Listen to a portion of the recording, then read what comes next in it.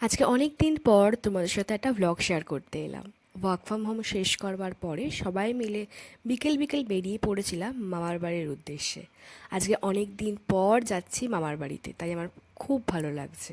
তোমরা যারা আমার আগের ভিডিও দেখেছো, যখন আমি ইউটিউবের জন্য ভিডিও বানাতাম, তারা দেখেই থাকবে যে আগে আমি প্রায়শই মামার বাড়ি যেতাম, কিন্তু এখন অফিসের চাপে যাওয়াই হয়ে ওঠে না। তো গিয়ে সবার জন্য বানালাম চা, করলাম কিছুক্ষণ গল্প, আর তারপরে চলে এলাম ডিনারের জন্য। ডিনারের মেন অ্যাট্রাকশন ছিল এই সর্ষে পোস্ত পাবদা আর রাসম।